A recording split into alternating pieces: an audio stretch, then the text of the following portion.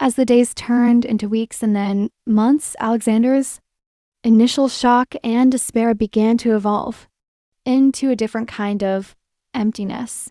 The feeling of being lost in the whirlwind of his previous life, so engrossed in meetings, transactions, and achievements, had now been replaced by a quieter, more insidious sense of detachment. He began to realize how deeply he had disconnected from the very people he once cared about. His friends and colleagues, the very people who had once revered him, had vanished when the fortunes faded. And it wasn't just his. Wealth, they had been interested in it, was his position, his identity. The loneliness, though subtle, felt more profound than anything he had ever experienced. It was no wealth they had been interested in. It was his position, his identity. The loneliness, though subtle, felt more profound than anything he had ever experienced. It was no longer the solitude of a successful businessman toiling away in his office or jet, setting to faraway places.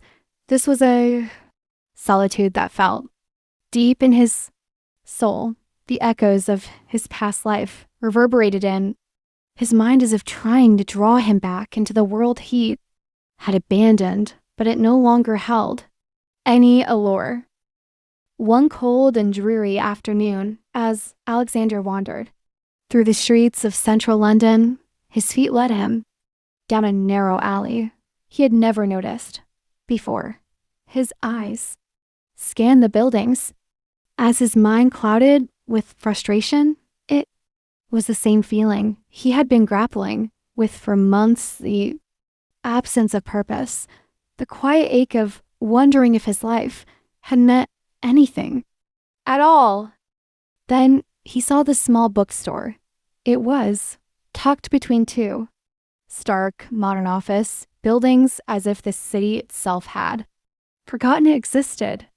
The store had an old, worn charm, and the flickering light inside seemed to offer a sanctuary from the coldness outside. He felt an odd pull, a sense of curiosity driving him forward.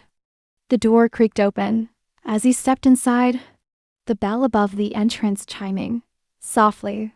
The air smelled of old paper, leather, and dust, with an underlying, comforting stillness that seemed to erase the noise of the world. There was a warmth inside this space, a place where time moved slower and the distractions of the modern world could not intrude. The shopkeeper, an elderly woman with a gentle smile and silver hair, glanced up from behind the counter. Her eyes seemed to assess him without judgment, like she could see something beyond his clothes and appearance. Without a word, Alexander wandered between the rows of shelves, his fingers brushing the spines of countless forgotten books. It felt like he was searching for something without knowing what.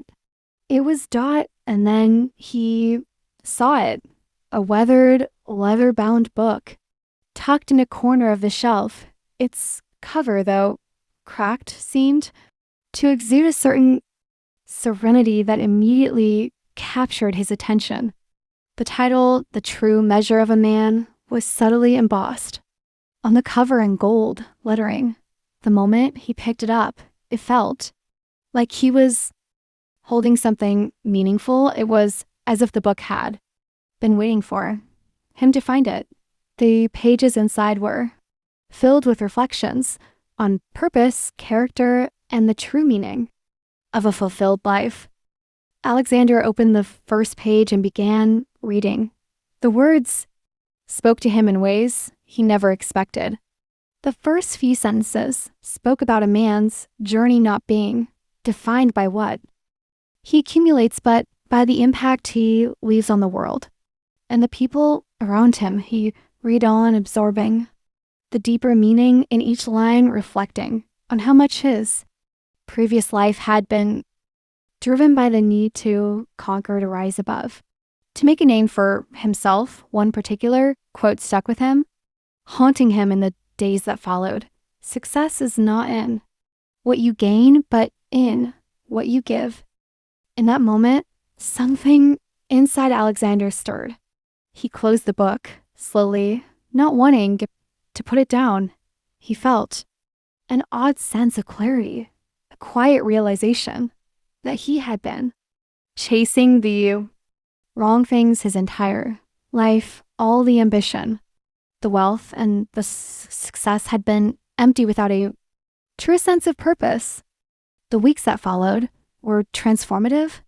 Alexander became absorbed in the ideas in the book, but more importantly, he began to actively seek new ways to change his life. He realized that the empty feeling inside him was a reflection of something much deeper. He had been disconnected from his true self.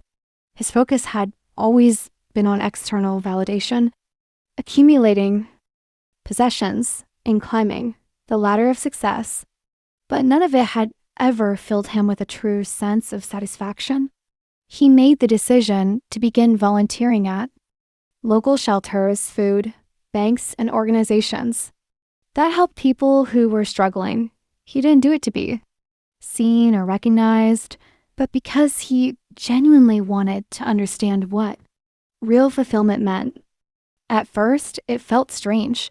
He was used to being surrounded by a world that praised him for his business deals, his investments, and his position. Here in the shelters, he was just another volunteer. No one cared about his title, and they didn't know about his previous life. They simply welcomed him for who he was in that moment. There was no pretense, no mask to wear. It was raw and real. The more time he spent helping others, the more he began to connect to a part of himself that he had long forgotten, the part that felt joy in giving. He began to see how simple acts of kindness, helping someone find a job, offering a meal, or even just listening to someone's story, had a profound impact. One afternoon, Alexander met Sarah, the manager of a local shelter. Sarah was a woman in her early 30s with an unwavering passion for social justice. Her face was warm, and her spirit was even warmer. She had dedicated her life to helping others, especially marginalized, youth and homeless individuals find a way out of their circumstances. She had a quiet confidence that spoke volumes, and Alexander was instantly drawn to her. Sincerity. They started working together on various projects. Sarah would often challenge him to look beyond his past self and think about how to use his resources and experience to make a real difference. It wasn't about starting another business for profit, but about creating something sustainable, something that would lift people up and give them the tools to transform their lives. Over time, their collaboration grew deeper. Alexander found himself inspired by Sarah's selflessness and commitment to the community. She had been through her own struggles growing up in a rough neighborhood and facing numerous obstacles. But instead of letting it break her, she had used her experiences to fuel her passion for helping others. One evening, after a particularly long day of work, Sarah said to him, "I think you've got something extraordinary inside you, Alexander. You're not just about making a quick dollar or building an empire. I see a leader in you who could create something that outlasts anything you've done before, something that will truly change lives." Her words stayed with him for days. For the first time, Alexander realized that he could still use his skills, his connections, and his influence, but this time to create something meaningful. This was his second chance. It wasn't about restoring his previous wealth or reputation, but building something that could serve the greater good. With Sarah's guidance, Alexander founded a new initiative that aimed to provide affordable housing, mentorship programs, and employment opportunities to disadvantaged communities. He used his knowledge of business to design a model that would be sustainable, ensuring that the community would continue to thrive long after the project was established. At first, there were challenges. There were skeptics, those who doubted his ability to truly change, especially after his fall from the business world. But Alexander pressed on, knowing that this work was more than just a business venture. It was about building a legacy that would help lift people from poverty, create a sense of belonging, and empower them to transform their lives. Over the next few years, Alexander's project grew. It wasn't just about providing houses or jobs, it was about providing hope. The stories he heard from, the people whose lives had been touched by the initiative were nothing short of inspiring. People who had once been homeless, addicted, or struggling now had the tools and opportunities to rebuild their lives. They had a second chance.